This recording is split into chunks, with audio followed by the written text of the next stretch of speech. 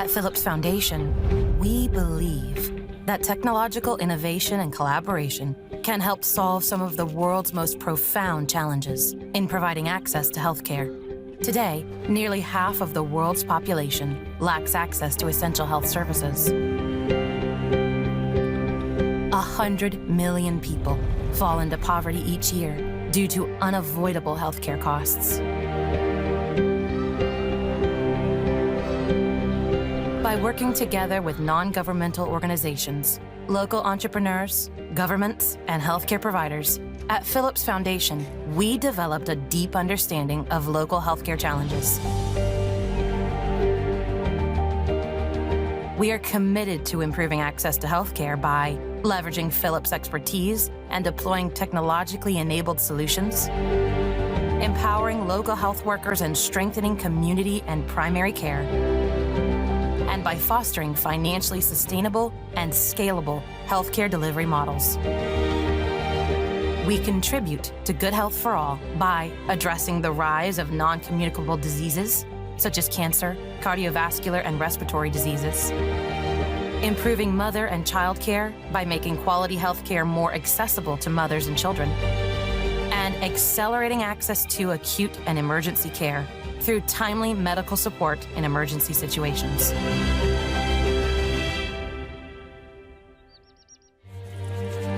At Philips Foundation, we challenge the world around us to provide access to quality health care for 100 million people a year in underserved communities by 2030. By working with like-minded partners, we can promote health and well-being for all.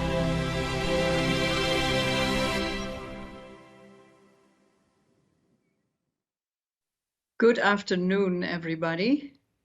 Good morning, good evening from wherever you are in the world, and welcome to this Philips Foundation webinar. As you have seen in the video, the mission of the foundation is to help provide access to quality healthcare for underserved communities, including access to timely cardiovascular care for those who lack access. What we learn in our work, we want to share, with the aim to provide healthcare for disadvantaged populations together with our partners. Within the context of this webinar, I especially am grateful for our partnerships with Heart Attack Concern, with the NCD Alliance, with heart associations and hospitals around the world, and our recent decision to invest in iMetrics in order to improve cardiovascular care in underserved communities. This current slide shows where these underserved communities or where people are most underserved, and we all know it's time to collaborate and to provide access to quality care, healthcare. We need to collaborate, to learn and improve, but also to move from pilots to scaling and make sure together we accelerate. I'm happy that today we can again bring learnings together and also discuss next steps. With this, I give the floor to our moderator, Dr. Muthoni. Thank you very much, Margot, and good day, everyone. A pleasure to be here, and thank you for joining this webinar. My name is Muthoni Ntonjira. I'm part of the broader Philips team, working as the Health Systems District Leader for Eastern Africa, and also a practicing and a physician anesthesiologist. I will be your moderator for this webinar, which is part of the Philips Foundation webinar series aimed at bringing together like-minded partners in exploring and ways of improving access to care in underserved settings. Cardiovascular disease or diseases are one of the global leading causes of concern due to the rising prevalence and consequence of mortality and disability, and also with a heavy economic burden. According to WHO, cardiovascular diseases are leading cause of fatality, and more than 75% of the world's NCD fatalities occur in low and middle income countries. Over 3/4 of the cardiovascular deaths, unfortunately, also take place in low and middle income countries. Of course, most of these cardiovascular diseases can be prevented by addressing the behavioral risk factors and detecting the cardiovascular disease as early as possible.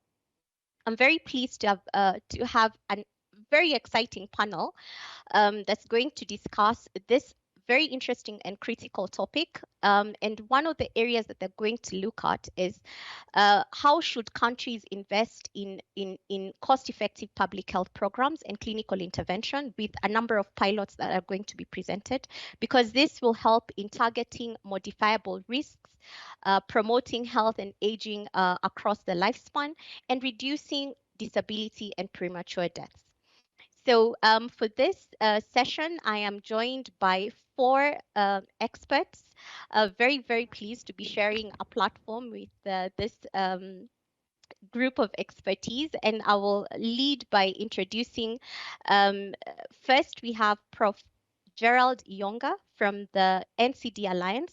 Prof. Yonga is currently a senior consultant cardiologist at Aga Khan Hospital, Kisumu, and a visiting professor at NCD Research to Policy at University of Nairobi. He was a foundation chair at NCD Alliance Kenya, foundation president of East Africa NCD Alliance, and currently president of Africa NCD Alliances Network. He's also a member of the WHO Working Group on NCDs and a consultant on health system strengthening for NCDs with focus on cardiovascular diseases. He's also the former chair of the Department of Medicine and foundation head at NCD Research to Policy at the Aga Khan University Hospital in Nairobi. Also on the panel is Dr. Andrea Beaton from Heart Healers International. Dr. Andrea Beaton is also the pediatric cardiologist at Cincinnati Children's Hospital. She co-founded the Rheumatic Heart Disease Research Collaboration in Uganda and has partnered with local teams there for more than a decade to conduct research to improve rheumatic heart disease prevention, early detection, and outcomes. Most welcome, Dr. Andrea. Also, we have Dr. Hassan Adan Ahmed from Heart Attack Concern Kenya. Dr. Hassan is consultant physician and cardiologist at Isiolo County Teaching and Referral Hospital, that is in Kenya. And he's also a clinical director at Heart Attack Concern Kenya. His hobbies include traveling, teaching, farming, and part of that traveling and teaching, we're going to learn quite a bit on what the work he's done in these remote counties in Kenya and the impact that they've had in this population, particularly in the underserved setting. We also have Ashvani Srivastava, my apologies, who's the Chief Operating Officer at iMetrics. Ashvani is a senior business leader with established credentials for strategy, innovation, and scale in businesses with application of technology platforms and solutions. Previously, he was president of strategic initiatives at Apollo Hospitals Group, and he has been at the forefront of healthcare innovation with globally recognized work in hospitals, health tech, digital health, patient engagement with large corporation and entrepreneurial assignments across India, the UK, the US, and Southeast Asia. He's also been nominated to EY Entrepreneur of the Year Award in 2010 in the Health Innovation category in India. Ashvani is also an avid reader and has a distinction in innovation of products and services from MIT Sloan School of Management and Executive Program from the Wharton. So I have a very, very exciting discussion to have with the 4 individuals. And to start us off in this discussion, we have our first panel. This first panel will have a discussion around Philips Foundation funded initiatives. And what we're trying to look at is what these initiatives have had in terms of improving awareness, diagnosis, treatment of cardiovascular disease in underserved communities. I'll hand over to Dr. Andrea to start us off. And thank you so much. Over to you, Dr. Andrea. Thank you so much. Before I start, I'll just say a quick thank you to the Philips Foundation for the support of the work that I'll be presenting today. So our research and our clinical teams work on a problem called rheumatic heart disease, or RHD, which is a valvular heart disease that results from a common strep sore throat when those sore throats are not properly identified or treated. And currently, as you can see on the map on the left of your screen, there are more than 40 million people living with rheumatic heart disease. And the majority, this map looks very much like the one we saw before, live in low and middle income countries, in this case, clustering in sub-Saharan Africa, West Africa, and Southeast Asia. But really, anywhere around the world that you find conditions of social deprivation and lack of access to primary health care, you will find children and young adults living with rheumatic heart disease, which causes over 300,000 fatalities, in large part among young people each year. And one of the really great tragedies of this disease is that less than 1% of people who are living with RHD in low-income areas are aware that they've already had damage to their heart. You see, RHD is most often a cumulative disease, and it can be silent for many years before children and young adults present with clinical concerns. But in these settings, late presentation drives poor outcomes. And by the time most patients come to clinical attention, at least in Uganda, they're suffering from heart failure, stroke, rhythm problems, and other cardiac complications that result from severe valvular damage. And given this late presentation, when the only option left is surgical or interventional cath repair, 1 out of every 3 children who's diagnosed clinically with RHD in Uganda will pass away within 1 year. However, we know we can find RHD earlier, and much of the work the Philips Foundation has supported in the past has been used to develop and deploy mass screening for RHD, focusing on simple echo protocols and frontline provider training in these low-income settings.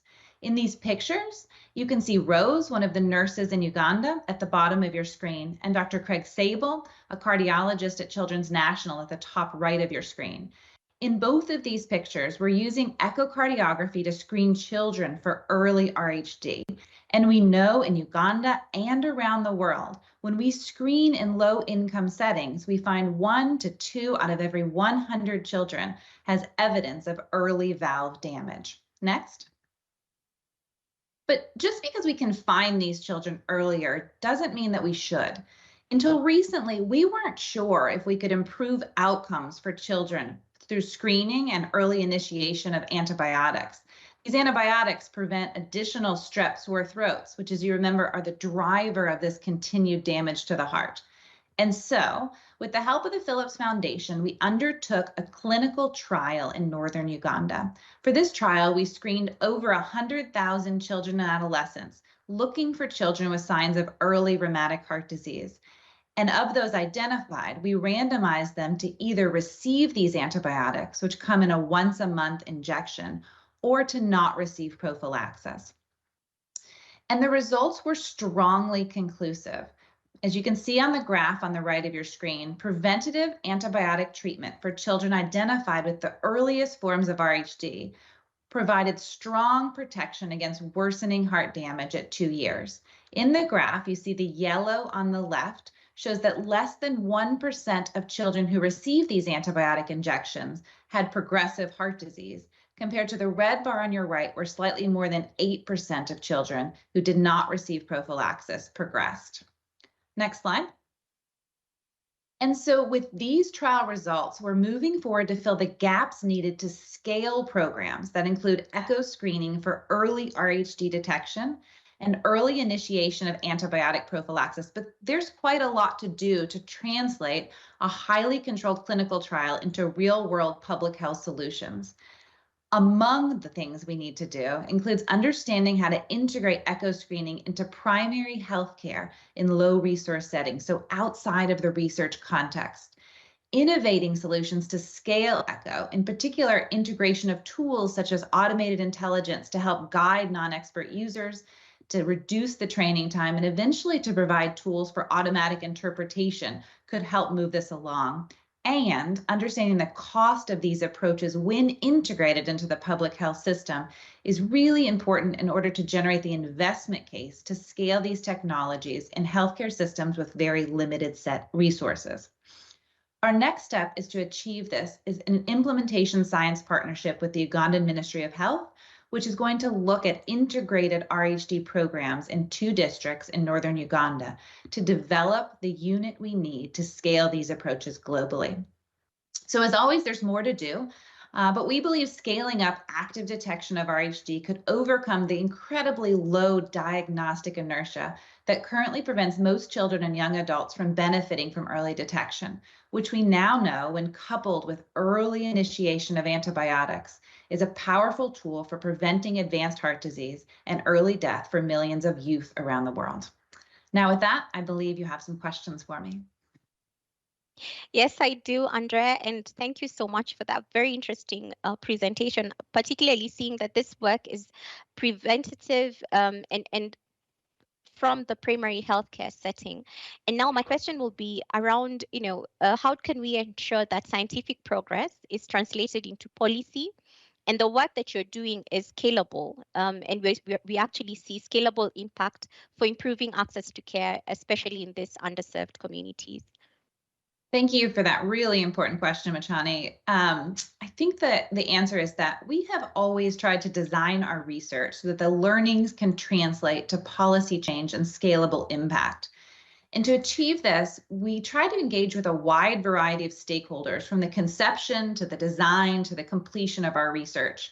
For this trial, we included deep community engagement, working with people who were living with RHD in these communities, and partnering for early and deep engagement with the Ministry of Health and the district health offices that were involved, as well as engaging the global RHD community. So just a few examples from this trial. Our recruitment and our retention strategies for the GOAL trial were designed through community engagement studios. We just simply asked patients and providers and parents living in these communities, how do we do this trial successfully? How can we support your children?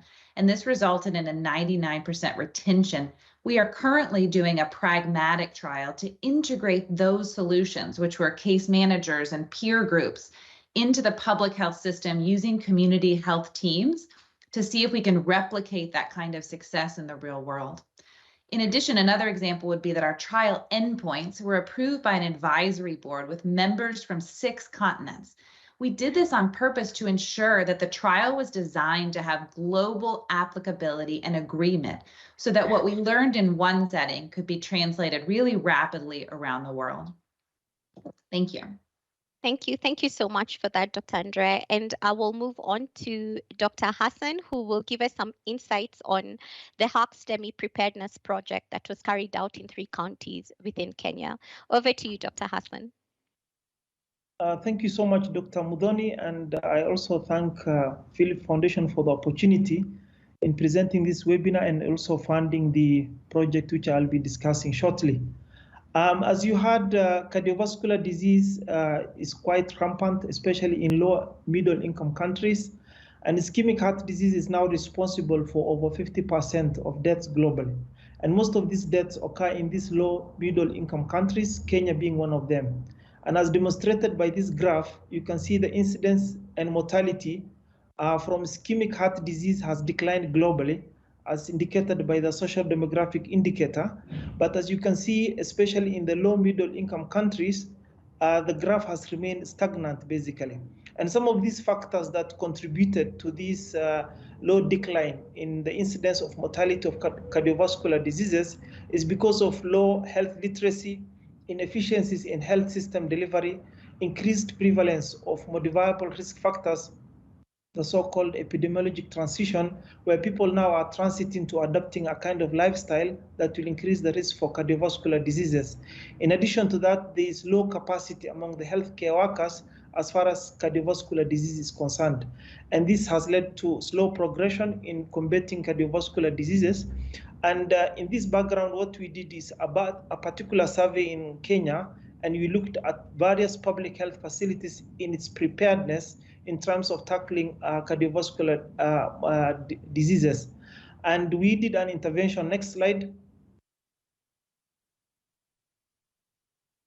So with help of Philips Foundation, we carried out a project, a pilot project in 3 counties, which is called Heart Attack Concern Kenya.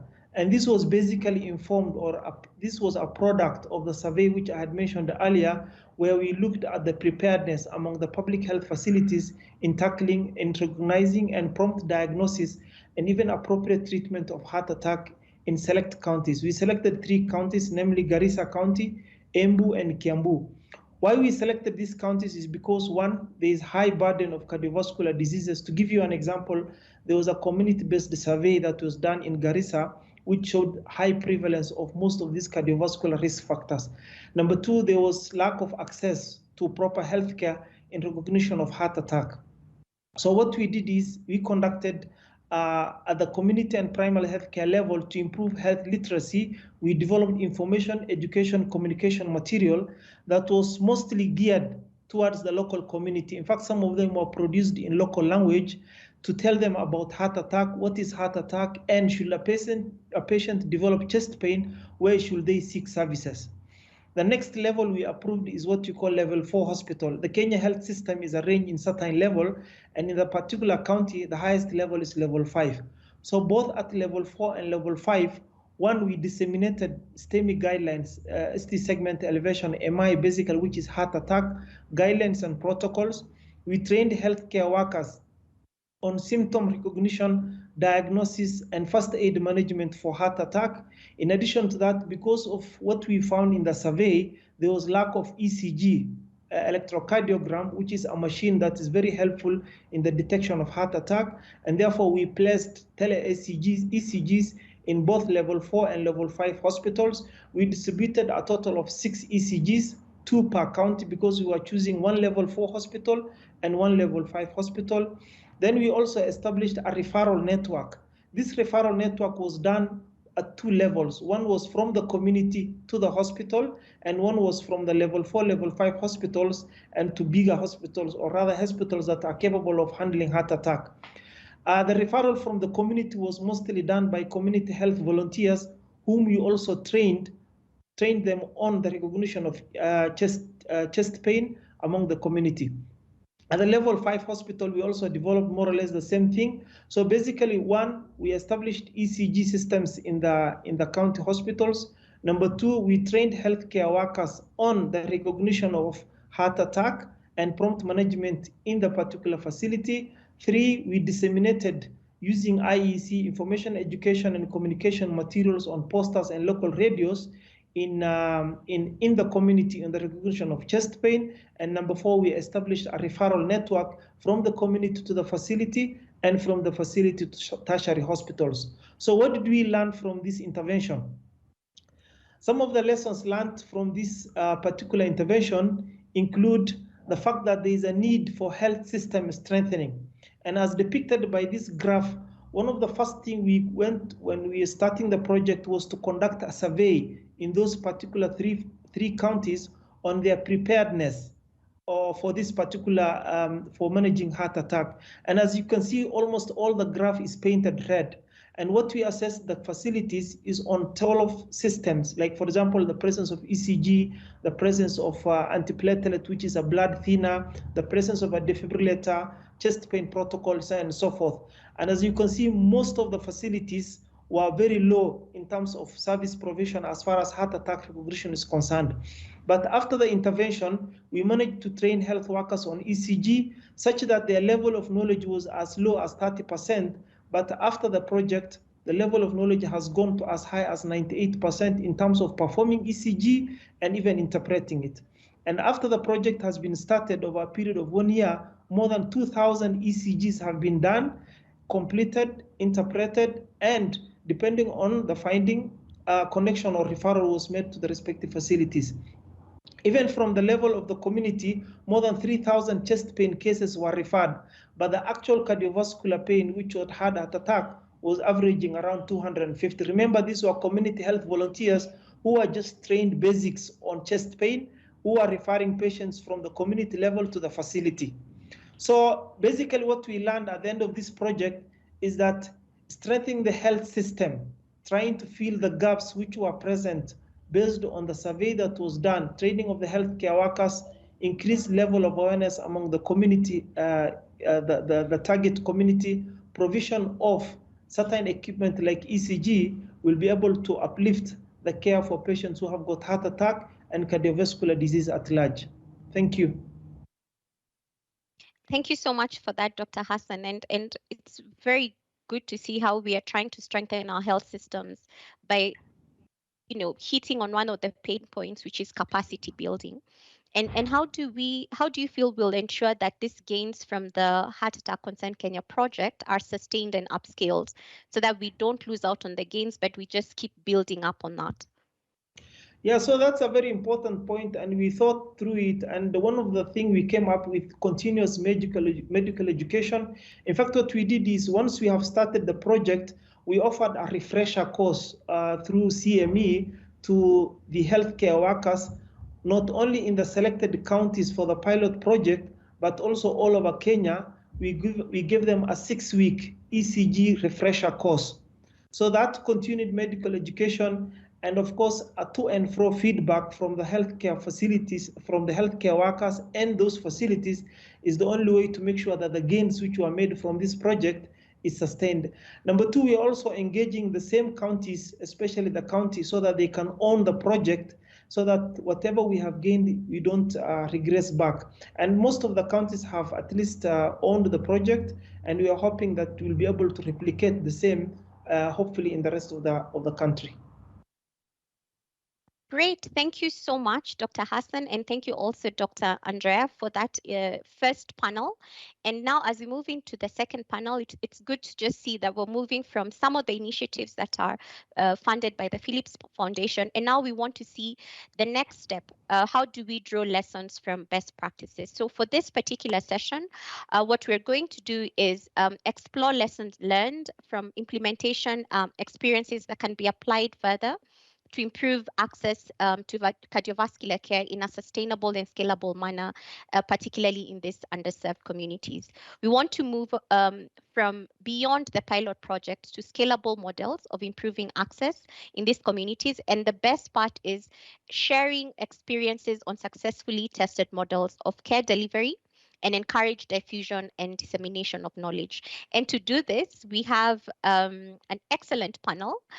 We have Professor Gerald Yonga, who will start us off from the NCD Alliance with a discussion on some of the lessons learned from the pilots that have been carried out. Over to you, Prof.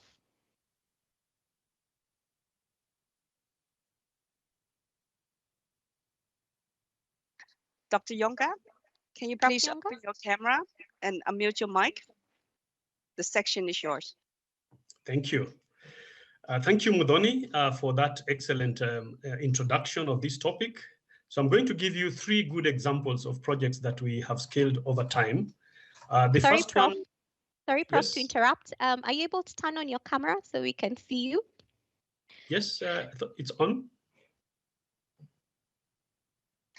It's okay. Please. It's okay. Please proceed. No problem. Okay. Yes, so I'm going to share with you 3 examples of projects that we have scaled in the past from pilot stage. One of them is actual pilots which we were doing on integrating CVD into HIV care for people living with NCDs. There were pilots which were done in Kenya and in most of sub-Saharan Africa countries for diabetes, hypertension, and general CV risk assessment for people living with HIV.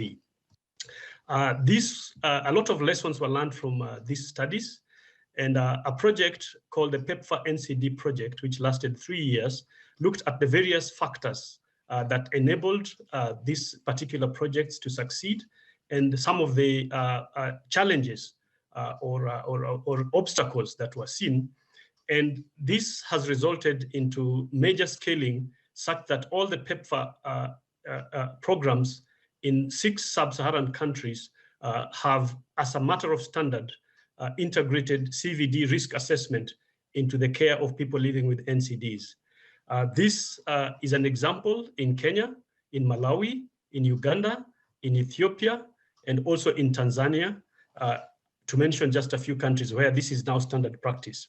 The other, in this particular process, there was the issue of horizontal integration, whereby we integrated one disease after another.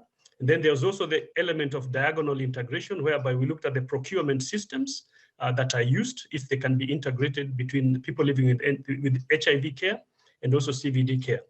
We also integrated the surveillance data systems for this particular issue, and then staff training was also integrated.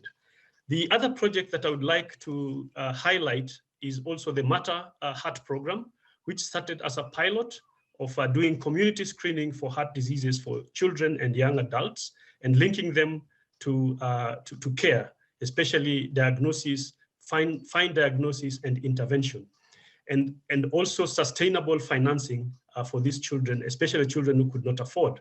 So we started having fundraising dinners every year to raise funds, and moved on to runs, which were done in Nairobi. And subsequently, this run now takes place all over the country, raising over 60 million shillings and making sure that at least 200 children and young adults afford this care annually. The last one that I would like to share with you is the Healthy Heart Africa program, which started for hypertension control, which started at county level, again, screening for hypertension and linking them to health centers, staffing the health centers, and also equipping them and training them in hypertension care. Again, this has been scaled to a national level, leading to the development of the national CVD guidelines by the Ministry of Health and amalgamating it together with the May Measurement Month, such that now we have a national scaling program for CVD risk assessment and referral at national level. And May Measurement Month is actually a global event which focuses on measurement. Next slide, please. Yeah, so what are the lessons learned? We used this framework that is used for scaling, the stages of scaling, to assess some of the lessons that we learned. The most important lesson that we learned is you have to establish best practice, as you can see that stage. And this best practice must be simple and replicatable. The other one is involving decision makers, population and care providers at the outset of the project so that they walk with you through that journey step by step. The last one is actually regular feedback, so that at each stage of the scale of the pilot that you want to scale, there's feedback and there's learning and adjustment as you go along. Not to forget that the policy environment also has got to be engaged, and you do some policy advocacy so that there's policy alignment that will allow scaling. Thank you, Muthoni, for that. Thank you so much, Prof. And those are very good pointers that you have highlighted. And one of the things, of course, that's always a challenge is how do we move from this pilotitis, if I can call it that, and scale these projects, right? So what are the enablers of scale, and how can this be embedded in the project design or innovation cycles? Just in a few words. Yeah, so in scaling, one has to really look at leadership. First of all, the leadership has to have very good understanding of the context in which the pilot is being done, and also being able to navigate the policy environment for that particular aspect of intervention. And again, that particular pilot or that particular scaling process has got to have a lot of learning and adaptation mechanisms at all stages so that we keep adapting as the environmental, social, cultural, and political environment also evolves. So it's very, very important to have this all in place. The other thing is to make sure that we assess the economic and financial capability of the population in which we want to scale.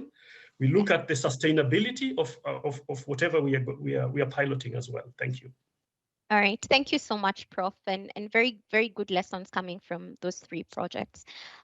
Please allow me now to hand over to Ashwani, who will take us through some of the lessons learned from his projects and what we can carry in terms of best practices. Thank you, Muthoni. I'm audible. Thank you, Muthoni. We really wish to thank Philips Foundation and the entire team for inviting us to share our work and learnings from programs across emerging markets. Frankly, it's been very great learning from earlier speakers on their amazing work because we are a very young company. But in a short journey of about 4 years, iMetrix has become a leader in mobile cardiology with a vision to make available real-time cardiac risk assessment and clinical decisions anytime, anywhere. We are bringing prescriptive and predictive assessment of risk to resource-constrained settings across Asia, Middle East, and Africa. The solution you see on screen, CardioScreen, is a US FDA-cleared platform with medical-grade CVD risk assessment in under 5 minutes at 60% less cost than is available today in any of the emerging markets. It's been endorsed by global medtech leaders and public health agencies The whole solution has revolutionized acquisition and analysis of ECGs in non-clinical settings. Most importantly, task shifting to unskilled operators and up to 10 times throughput advantage. So across emerging markets, we are pursuing our goal and progressing to reach about 10 million people by 2025. Next slide, please. Moving to a snapshot of our programs across the globe, empirical data on our work, if you see on the right, shows that almost 3 to 4% of the population is at acute risk of heart disease. This is a significant number. The burden of disease is further amplified by the 14% high risk that will require a cardiac consult, possible medication, combination therapy, or even interventions. The biggest concern is that only a very small population undergoes further diagnostics and intervention, and estimates are a staggering 24 million people could be at imminent risk across India and select markets in Africa and ASEAN. So the big economic implications are coming from lack of access, cost and prohibitive cost of even therapy, and lifestyle choices, and it's now compounded by long COVID, which is adversely impacting cardiovascular health for populations everywhere. So the key remains from our solution and our potential impact is that identifying patients earlier for predictive, preventive, and timely intervention, it is resulting in way better outcomes for the patient population and also known to reduce the cost in the healthcare continuum. Next slide, please.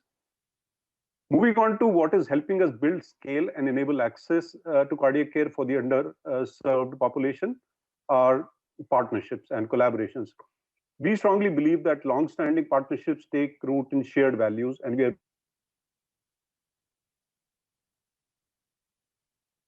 aligned with Philips' vision of diversity, equity, and inclusion, taking early detection of cardiac disease closer to the people where it is needed the most.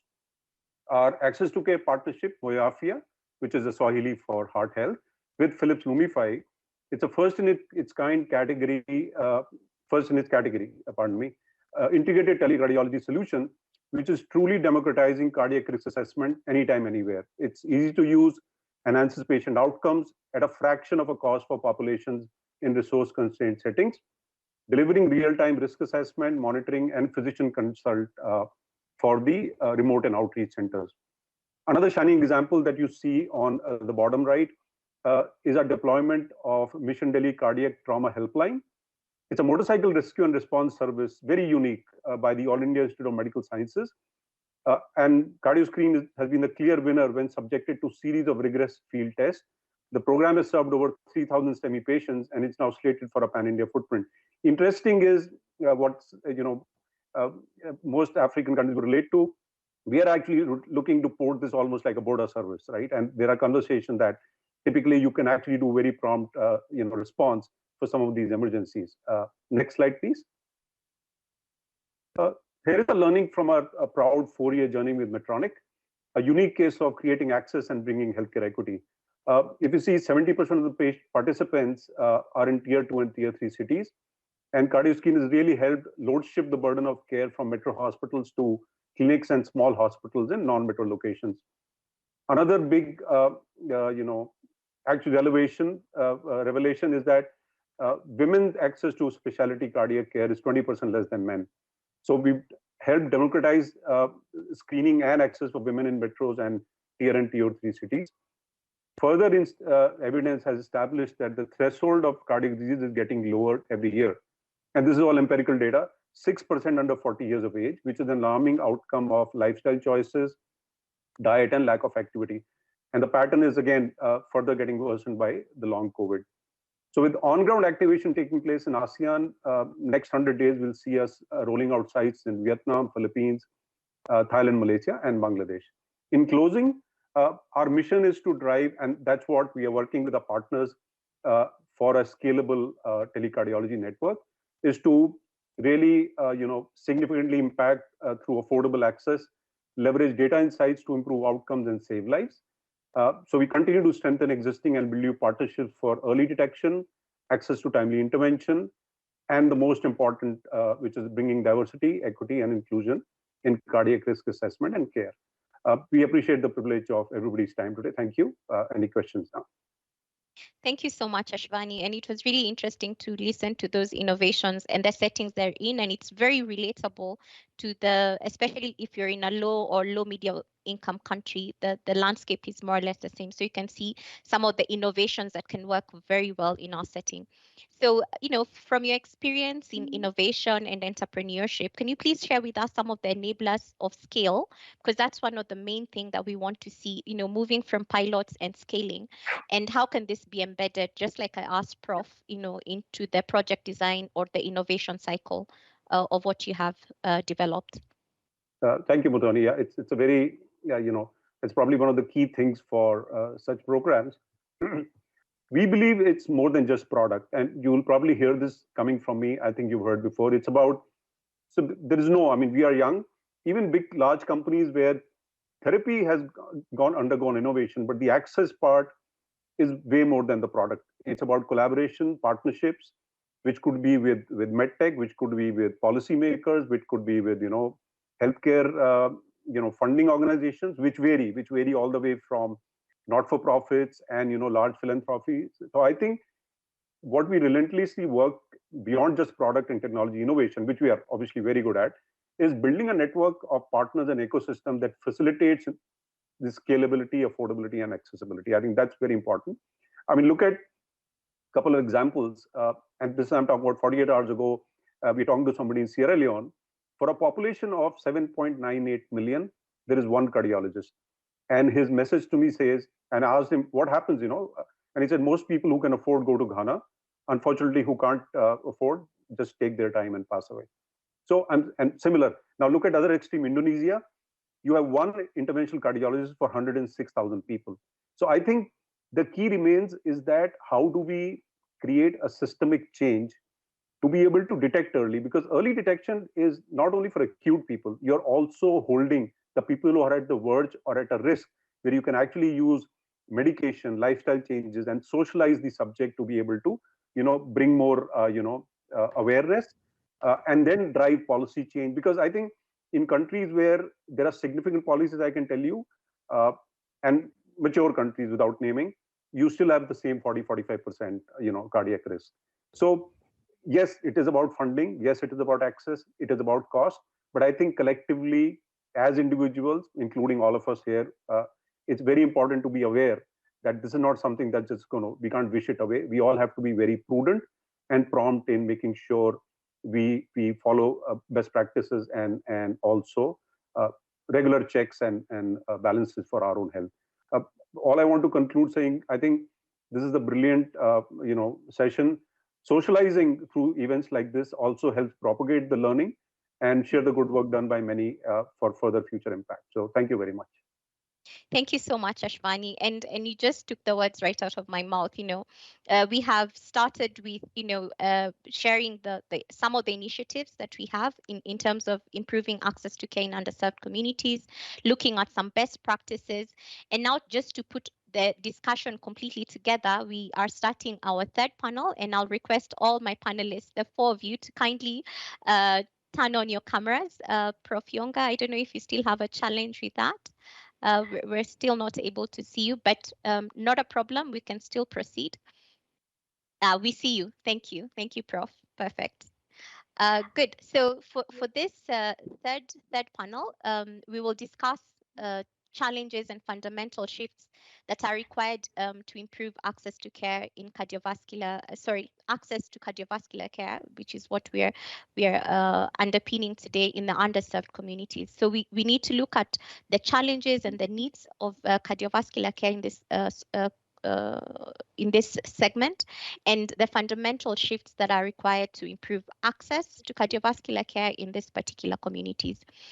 More than 3/4, like we did in the presentation, 3/4 of deaths in cardiovascular disease occur in the lower and lower middle income countries. And we see a lot of disparities in terms of access to services. And also this has an impact in terms of outcomes. And these disparities also exist to some extent in high income countries. So the social inequities in cardiovascular risk factors and disparities in access of care have been shown to be a major contributor in terms of poor outcomes. So for this particular panel, we have a couple of questions and the panelists come from different geographies, and we'll be able to look at some of the needs improving access to care, and also what is the necessary paradigm shift required to improve access to care in such underserved communities. And to start off the discussion, I have a question that I will pose to Dr. Hassan. From your experience, and I'm very happy to hear, you know, you're in Isiolo County. I've been there. I know how far it is, how remote it is. But from your experience as a practicing cardiologist in such underserved settings, what challenges have you experienced in clinical practice that hinder access to cardiovascular care? And also that how can we change this practice to address the challenges that are faced?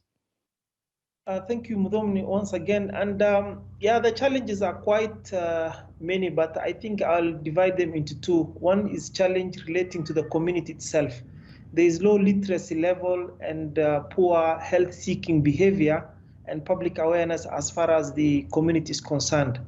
For example, right now, obviously, previously, the government itself was concentrating more on communicable diseases like TB, HIV, malaria, so that you see these advertisements on the television.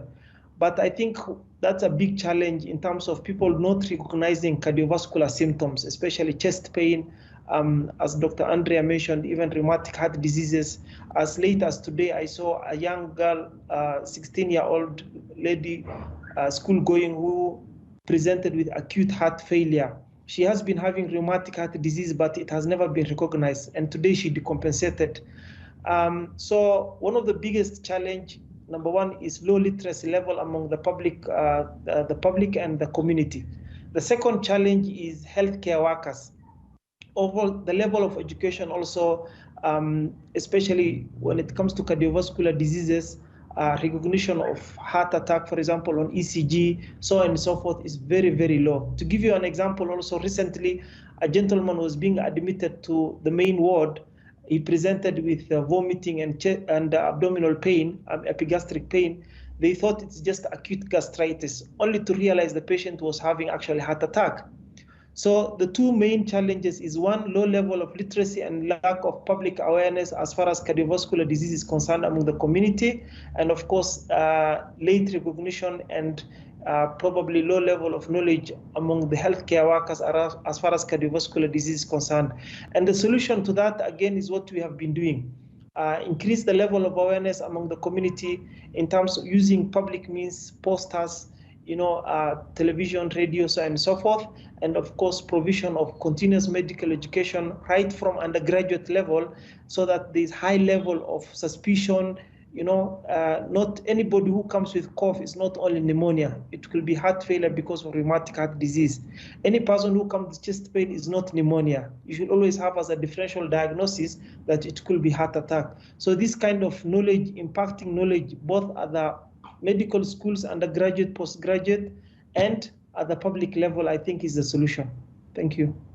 Thank you so much, Dr. Hassan. And you've hit the nail on the head. Capacity building is critical, yeah, in not just giving quality care, but also being able to detect early detection and having a high level of suspicion. Now, I'll move on to Prof. Yonga, and this is one of the questions that was posted. Other than education, what do you think is key in making sure that the care team can sustain the new way of working?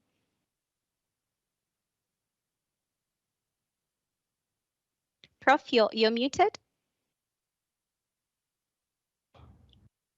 Yes. Sorry, Prof. Yes. Thank you. Yes. Now we can hear you. Thank you. Thank you, Muthoni. Yeah, in most of the projects that we have done, one of the things that we tend to look at is the staff level of satisfaction with the intervention that one is piloting.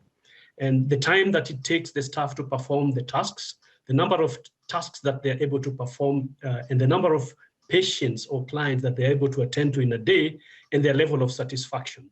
That's why earlier I talked about involvement of healthcare providers and the people that they take care of in the pilot programs that we do in health interventions. That indeed helps them to be able to sustain and continue the new intervention or the new way of doing things that we're trying to introduce within the project. There's also the issue of the policy environment. when there's task sharing or new tasks, there are usually some administrative and policies that have to be done. For example, if you give nurses new tasks, the Nursing Council needs to be aware and be able to task them to do that particular job. There's the issue of compensation. When new tasks are given, is compensation going to be the same? There's the issue of certification as well. So all these issues really need to be tackled when we are trying to do new things. There's also the environment in which they work in terms of the equipment that they are supplied with and the tools that are needed to perform that task. If there's no procurement policy that makes those equipment be sustained, then it will also pose a challenge to them to continue things. Thank you. Thank you so much, Prof. I'll now move on to this question to Ashvani. And the question is, how did you manage to start financially? Are there places or organizations from which you accessed funding? I think this goes on to the innovations and how you were able to upscale those innovations. Thank you, Muthoni.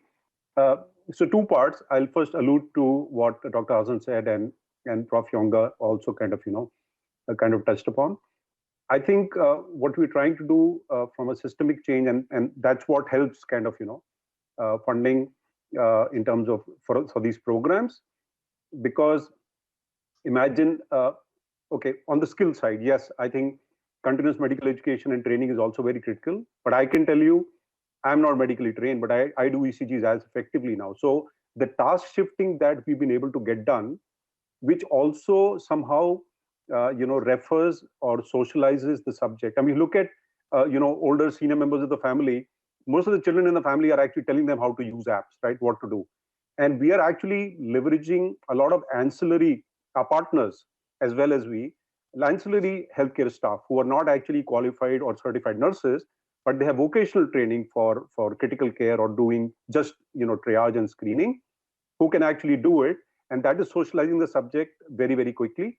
Secondly, is that imagine the fact that you're now delivering a medical grade risk assessment in lesser time and much lesser cost than a cup of tea. And that is the change. So it's not that it needs millions and millions of dollars. Obviously, there are so many at risk.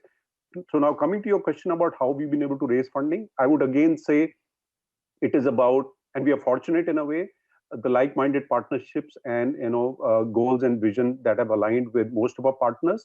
However, the ecosystem is pretty much distributed, which is what we continue to work at. So in some markets, it is the providers who are building, using our telecardiology network is almost like a capacity building exercise to be able to take it to tier 2, tier 3 or distant locations. And some of them are new age, primary care companies. In some markets, where the healthcare system is relatively more evolved, it's the public health system or similar other companies do it. In Kenya, of course, we're working closely with Prof. Yonga, with NCD Alliance and Philips Foundation. So it's a mix of things. And if you also see, the theme is very common across all big companies that want to deliver access to care, because otherwise, it's obviously a problem that cannot be, it will almost become a system shock. So there's no one answer to say how we've been able to raise funding. I think there are various sources of such funds available, but you have to really tap and see where the alignment is in terms of goals and what you want to deliver as objectives there. Thank you. Thank you so much, Ashvani, for that very elaborate answer. And now I'll just move on to Dr. Andrea, who works in two very unique environments, and as a practicing cardiologist in what we consider, of course, a high-income country, being in Cincinnati in the US, with a wealth of experience, of course, in improving access to cardiovascular care in underserved settings, because you ran a project in Uganda.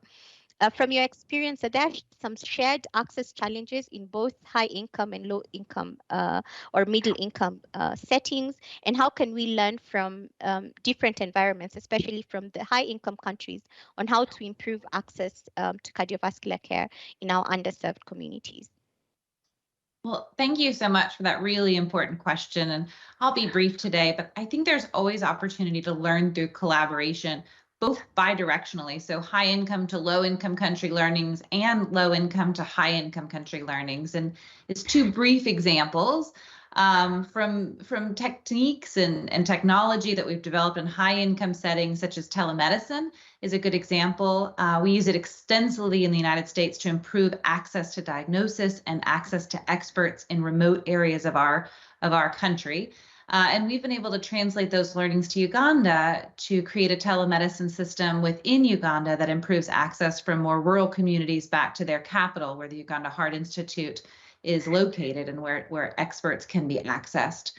Similarly, and just as importantly, from our low-income learnings, we really translated the use of handheld echo and training of frontline, traditionally non-expert providers, approaches that we really refined through our work in Uganda over the years to improve diagnostic access within our Indian Health Service, an incredibly under-resourced, underserved population here in the United States. And so I think the key is always to keep our eyes open, to keep our ears open, to learn lessons from both settings so that we can translate them to improve care globally. Thank you so much. And maybe this in just a minute or so, I'll probably ask Prof. Yonga. There's this question that's very interesting. How do we then, especially in rural Kenya, emphasize or have other non-medic participants, like the few literate individuals like teachers and religious leaders, be useful in cardiovascular care? How can we use such resources that are not really in the medical sphere?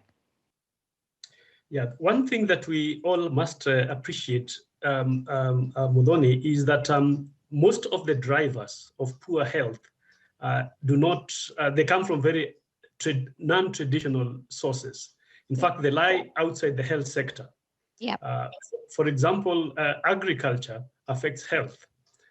Education in itself, the teachers, spend a lot of time with children and shape their eating habits, their physical activity habits, and also if the environment is wrong, for example, people are smoking in public places, we tend to give wrong examples to these children. If you look at physical activity, the built environment, for example, in urban areas, may dictate whether you're going to be physically active or not. If you look at affordability of vegetables, fruits, if the policy, agricultural policy, does not make these foods affordable, it becomes difficult for people to access these healthy foods. At the same time, there are cultural attitudes about foods, that certain foods are not palatable, or they are not in for the children. If you ask them to take vegetable and fruits instead of chips or fries, French fries, and burgers and pizzas, then it's going to be a war with the children if you don't give them those things over the weekend. So it's a multi-sectoral approach. Thank you. And behavior change communication. Thank you so much, Prof. Sorry for cutting you short. I really appreciate your answer, but unfortunately, we have run out of time, sadly. It's always, when you have such interesting discussions, it's quite difficult to exhaust the topic, but we will receive you will actually receive the recording, and we have additional insights, and we will share a lot of these answers also individually to all those questions that have been asked. But let me take this opportunity to sincerely thank our panelists for your wealth of knowledge. We've had a really, really interesting discussion. I didn't actually notice the time fly by. It's been very engaging. And I also want to really thank our attendees and participants who have contributed to this discussion. Thank you so much for being part and parcel of this, and for Philips Foundation, thank you so much for creating this platform. And to everybody, do have yourselves a fantastic day, and thank you so much for your time. Bye-bye. Thank you very much. Bye. Thank you. Thank you. At Philips Foundation, we challenge the world around us to provide access to quality healthcare for 100 million people a year in underserved communities by 2030.